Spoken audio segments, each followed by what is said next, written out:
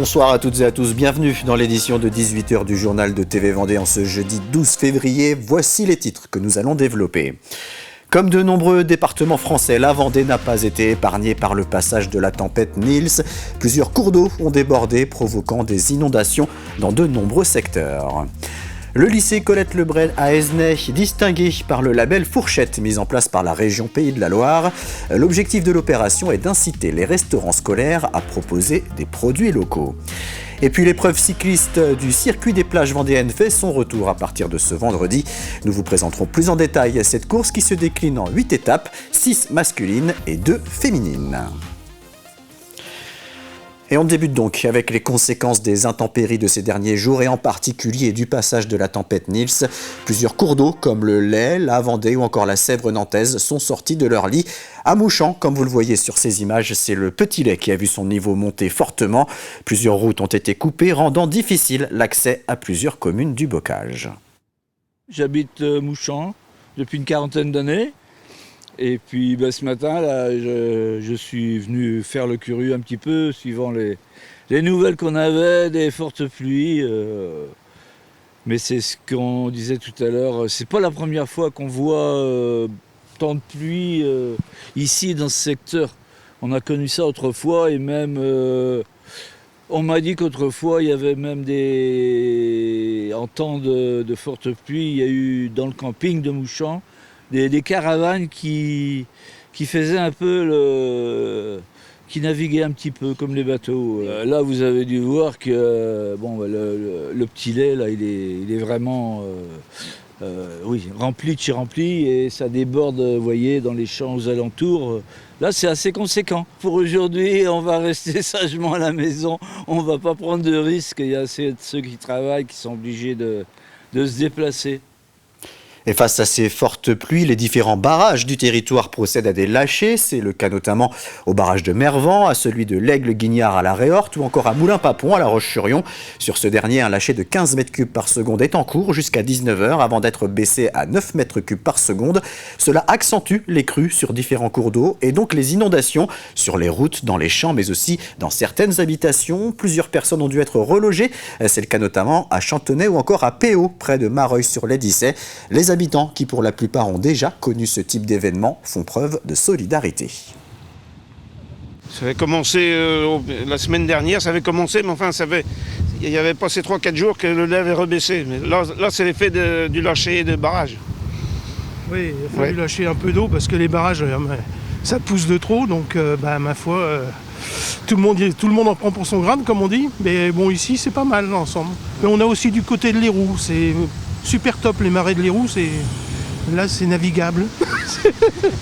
S'il y en a qui veulent faire une croisière, c'est le moment, hein, parce qu'en Vendée c'est tellement chouette en plus. On a Madame le maire de Péau qui est venue nous solliciter pour héberger des gens qui étaient un peu dans la mouise, pour être poli, et puis ma foi on a fait ça avec plaisir, hein. Tant qu'on peut aider, on aide. Après, ma foi, on fait ce qu'on peut à notre niveau. Ce qui est déjà pas mal dans l'ensemble, parce que tout le monde ici est solidaire, quoi qu'il arrive. Donc ça, c'est parfait. Les anciens s'occupent des anciens, des vieux, des jeunes, tout est OK. Et la Vendée est toujours placée en vigilance orange crue ce vendredi. Si une légère accalmie est en cours, de nouvelles pluies sont annoncées demain. Un mot de politique, ce n'est pas vraiment une surprise, mais c'est désormais officiel. Le sénateur de la Vendée, Bruno Retailleau, se porte candidat à la prochaine élection présidentielle en 2027.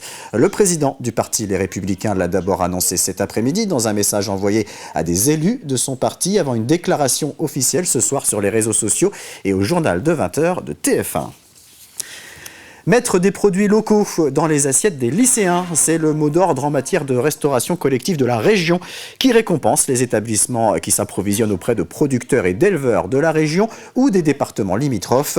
Depuis 6 mois, le label Fourchette est mis en place à Aisnay. Le lycée Colette Lebret et son équipe de restauration ont récemment été récompensés par une fourchette. Ce qui est marrant, c'est que les élèves se reconnaissent quand on dit que c'est du bœuf de Couëc. J'habite Couëc, je connais la ferme et ça les attire. On a le port qui vient de Leger, c'est pas loin. Oui, tiens, je connais. Et c'est ça. C'est c'est la provenance, la localité qui les marque plus que la nourriture. C'est ça qui est assez comique, c'est qu'ils se voient, ils voient la ferme et ils disent « Ah tiens, oui, je connais ». Donc j'en prends.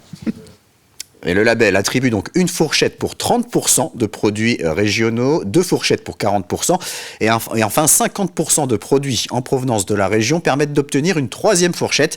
Mais alors comment développer cette cuisine locale sans faire exploser le coût du repas? Au lycée d'Esnay, cela passe notamment par une réduction drastique du gaspillage alimentaire. On n'a aucune corrélation entre le nombre de fourchettes, le prix de la denrée et le prix du repas. Voilà, on pourrait dire, ceux qui sont à 3 fourchettes, ils ont un prix de la denrée au-dessus des autres et un prix du repas. C'est pas vrai. Ce qui est sûr, c'est qu'il faut un prix denrée convenable pour rémunérer l'agriculteur, le producteur. Mais autour du prix repas, il y a le prix denrée, mais il n'y a pas que ça. Il y a toute cette notion de gaspillage alimentaire et de portions, en fait, pour le lycéen et la lycéenne. On prend maintenant la direction du pays de la Châtaigneraie pour parler santé. La communauté de communes est classée en zone d'intervention prioritaire, c'est-à-dire en manque de professionnels. Les 4 pôles de santé du territoire sont déjà tous occupés et la place commence à manquer pour accueillir les patients dans les meilleures conditions. Dans ce contexte, l'extension du pôle santé de Bazos-Jean-Paret vient d'être inaugurée après 1 an de travaux. L'objectif est d'accroître sa capacité d'accueil, mais aussi d'accompagner l'émergence de nouvelles pratiques.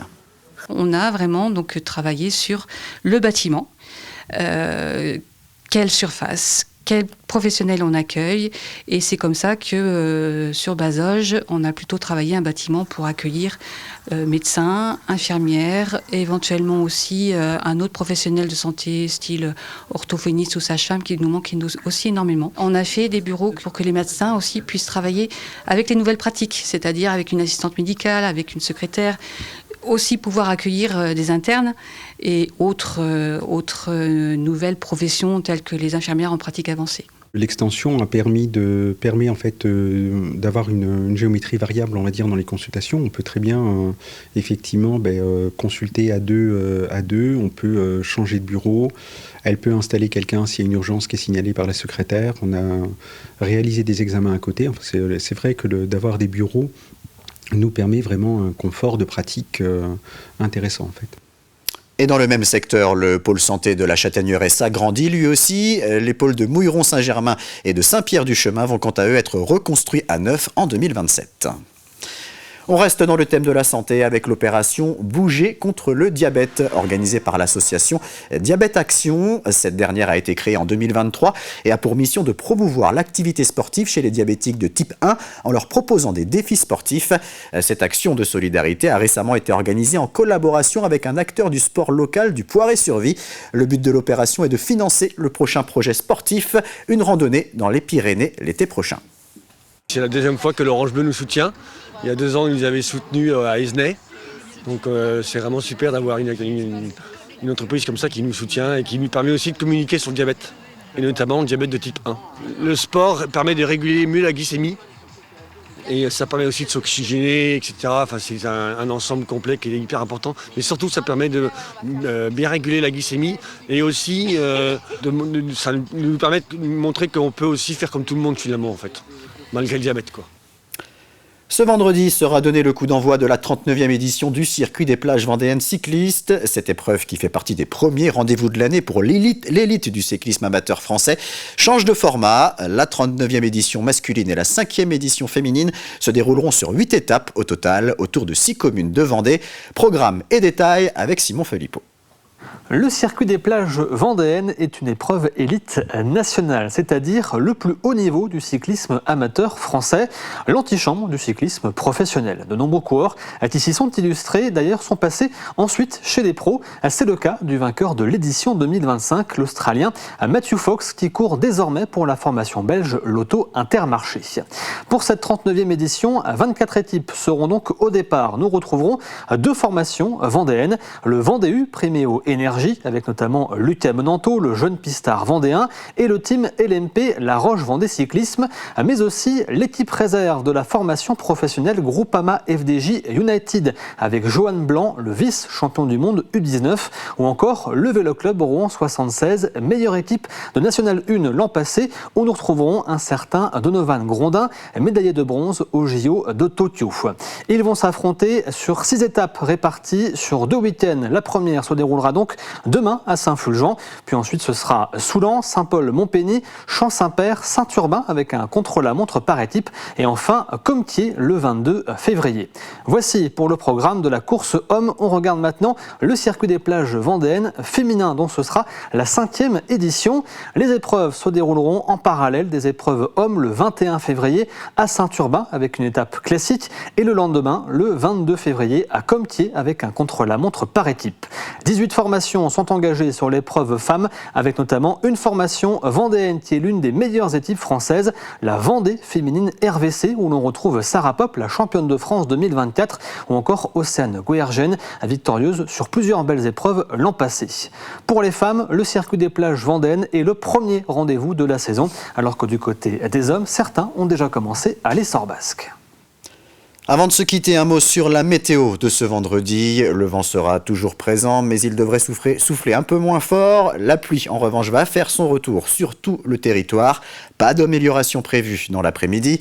Le thermomètre affichera 9 à 10 degrés. Et je vous le rappelle, la Vendée sera toujours placée en vigilance orange crue ce vendredi. Le risque d'inondation sera donc toujours présent.